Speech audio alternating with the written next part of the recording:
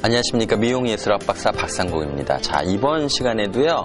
자, 즈음이 다시 이어져요. 사조들이. 그러면서 이러한 사조들을 통해서 우리가 헤어 디자인을 하면서 영감을 많이 얻지 않을까 생각입니다. 그래서 오늘은 좀 더 남들과 생각이 틀린, 남과 다른, 남다른 이러한 집단들의 사조를 통해서 헤어 디자인에서 우리가 어떠한 것을 취할 것에 대한 부분들을 한번 살펴보도록 하겠습니다.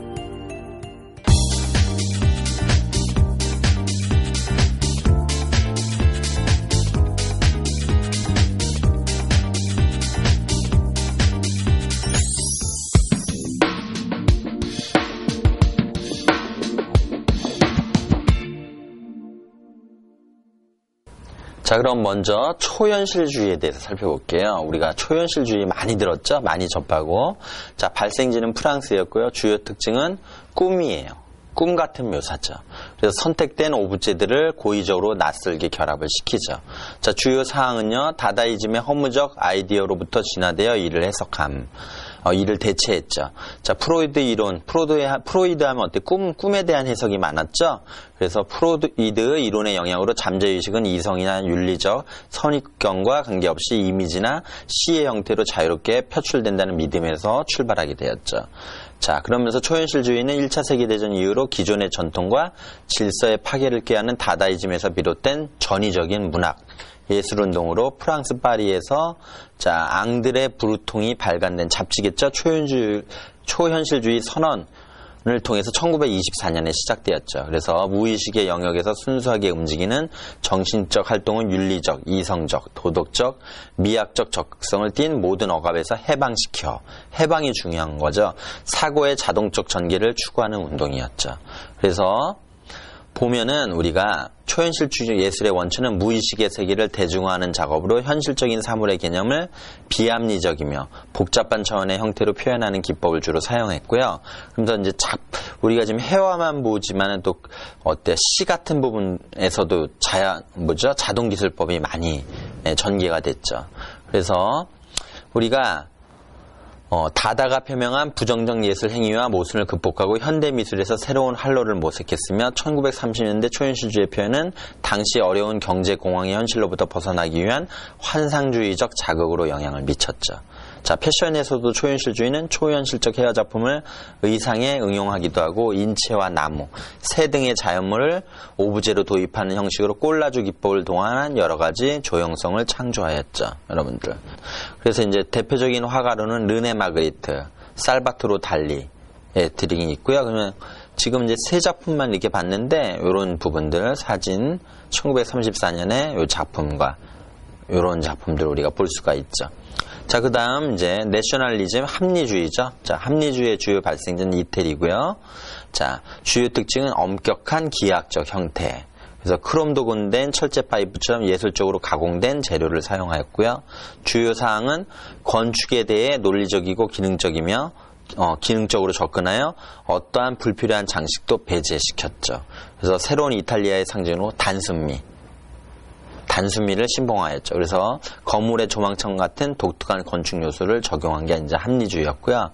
다음 사조는 인터내셔널 스타일인데 이제 국제주의 양식이라고도 해요, 우리가. 그래서 1943년 바우하우스 해체 이후 그로피스와 반데어로의 여러 교수들이 이제 미국으로 이주하죠. 이 얘기는 전 강좌에서도 얘기했죠. 그러면서 미국에서 바우하우스 철학을 확산시켜 나갔죠. 그래서 국제주의 양식은 영어로는 인터내셔널 스타일인데 지금도 보면 어때요? 이러한 건축물들을 통해서 우리가 볼 수가 있죠. 직선미가 많이 느껴지죠. 자, 발생지는 미국. 주요 특징은 간단하고 실용적, 탈장식적인 디자인, 조각적인 형태, 철과 유리 같은 산업 소재를 사용. 그러니까 지금 건물 진 것도 보면 유리로 많이 만들었죠. 예. 자, 그래서 모더니즘의 형식적, 기술적, 미학적 원리에 부합되게 디자인된 굿 디자인과 의미적으로 동일하죠. 그래서 우리가 보면은 금속, 유리 등 산업 소재의 사용과 실용적이며 탈장식적인 접근이 특징이었죠. 자, 매스, 덩어리보다는 볼륨으로서의 건축이죠. 그래서 건축에 따른 대칭성보다는 규칙성이 디자인의 결정에 있어 중요한 수단이라고 이렇게 주장을 하였고, 이제 변덕스러운 장식의 사용을 금했죠. 그래서 정사각형, 직사각형 이런 것들, 큐빅 그리드, 우리가 모는 종이식이죠. 이러한 양식의 창문 등이 많았고요. 자, 그래서 국제주의 양식이라는 용어는 특정 모더니즘 타입뿐만 아니라 디자인에 대한 기능적 접근 결과 발생한 모더니즘에 대한 미학이기도 하다라고 했고요. 그러면서 기하학적인 형태와 유기적 형태를 대비시켜 스타일을 추구해 나갔어요. 그래서 국제주의 양식은 미국에서는 필립 존슨이 전시를 열어 명칭을 붙였을 뿐이지 실제로는 바우하우스까지 역사를 거슬러 올라가죠, 여러분들. 그래서 이렇게 바우하우스가 굉장히 영향을 많이 끼쳤고, 그러면서 이 국제주의 양식에는 대표적인 인물이 근대 건축의 아버지인 르코부지에, 프랑크 로이드 이러한 사람들이 많이 참여를 했죠. 그래서 형태적, 기술적, 미학적 원리를 주요시하고 이러한 모든 것들이 제품에 적용된다는 거죠. 그러면서 우리가 이렇게 국제주의 양식에 대한 것을 살펴봤고요. 자, 그 다음은 생태주의에 대해서 살펴볼까요?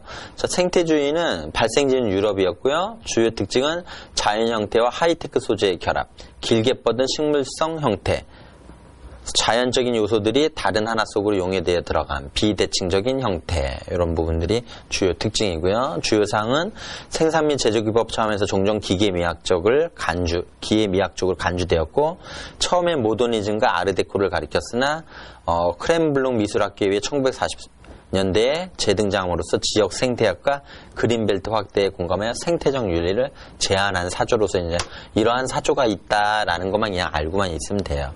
자, 그 다음에 스칸디나비아 모던에 대해서 살펴보는데, 우리가 이제 가구 디자인이나 생활 디자인을 볼 때 스칸디나비아 이쪽 되게 강세를 많이 끼치고 굉장히 심플하게 많이 진행이 돼요. 자, 지금 보면요. 자, 스칸디나 반도 우리가 많이 들어봤죠. 덴마크, 노르웨이, 스웨덴, 핀란드, 아이슬란드 등 북유럽 국가 중심이죠.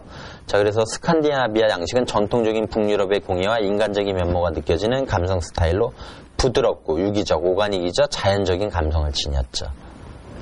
자, 아름답고 광활한 자연과 함께 나무와 유리, 스테릴 재료로 한 깨끗하고 모던하면서도 우아한 디자인으로 단순함과 실용성이 특징이다. 가장 큰 특징은 단순함과 실용성이죠. 지금 위다 디자인도 보면, 자, 실용적과 단순성이 어때요, 여러분들? 눈에 보이죠?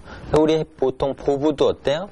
군더더기가 없는 보부는 우리가 단순성과 실용성을 많이 얘기하죠. 자, 그러면서 북유럽 디자인의 운동의 정신은 좀 더 아름다운 일상용품으로 특별하진 않지만 자연스러운 디자인을 특징으로 한다. 우리가 머리 디자인할 때도 자연스러운 디자인을 많이 얘기하죠. 자, 중산층의 현실적인 생활 양식을 전제로 신기능주의, 네오 펑셔널리즘이죠. 표방하고 있으며 획일적인 기능주의와 달리 유의적이며 감성적인 표현이 특징이죠. 주요 특징은요, 밝은 빛깔의 목재, 깨끗한 선, 간결하며 조각적인 형태가 특징이고, 사항은 자, 오늘날까지도 스칸디나비아와 세계 전역에서 가정용 디자인으로 가장 지배적인 스타일은 가장 많은 사랑을 받는다는 얘기죠. 자작나무, 너도밤나무, 티크 같은 목재와 가죽 등 자연 소재를 선호하였고, 모험적이고 친근한 핀란드 디자이너들은 가구와 텍스타일 분야에서 뛰어났으며 강한 인쇄 무늬와 색상을 사용하게 되죠. 자, 이렇게 해가지고 또 살펴봤고요. 이제 컨템퍼러리. 자, 이제 일시적인 디자인 형태인데요. 발생지는 영국이죠. 주요 특징은 유기적인 형태, 곡선이죠. 끝이 뾰족한 형태, 선명한 색상. 주요 사항은요. 자, 2차 세계대전 후 영국에서 등장한 디자인으로서 미술, 건축 스타일들이 많았고, 가벼운 표현적인 가구, 종종 가느다란 금속 막대와 밝은 목재를 사용했고, 3D 과학 모델로 축약이 돼요. 그 다음 스위스파. 자, 스위스파는요, 발생지는 스위스나 독일이고, 주요 특징은 프로몽타주의 사용. 그 다음에 타이포그래피라고 해가지고 문자 갖고 이렇게 디자인하는 게 있어요. 그래서 산세리프, 타이포그래피 쪽이 스위스파에서 많이 나왔고요. 흰 여백을 많이 사용하고, 사실적인 이미지를 강조하는 객관적인 포토그래피를 많이 추구했죠, 특징이. 주요 사항은 그리드는 어때? 모는 종이 같은 거죠? 네, 이런 부분들은 이집트 보면은 어때? 정면성의 원리 제가 설명을 해줬을 때 그리드 디자인이라고 해가지고 모는 종이에다가 사람을 6등신, 7등신, 8등신 이렇게 만들어 놓은 걸 이제 우리가 그리드라고 그래요. 자, 그리드. 그러니까 가루와 세로축이죠. 그리드 위에 구축된 비대칭적인 디자인의 시각적 통일성을 부여함. 분명하고 사실적인 방식으로 정보를 전달하고 명료성과 질서를 궁극적인 목표로 함. 디자인을 사회적으로 유용하며 중요한 활동으로 간주하고 문제 해결에서 개인적인 표현과 특이한 해법보다 더 보편적이고 과학적인 접근을 선호하죠. 자, 디자인적 문제의 해법은 반드시 그 내용 안에서 찾아진다는 믿음. 그러니까 해법은 어디죠? 내용. 컨텐츠 안에서 찾아진다는 믿음이 많이 강조되죠. 자, 이렇게 해서 우리가 사조편에 대해서 그냥 간단하게 했지만요.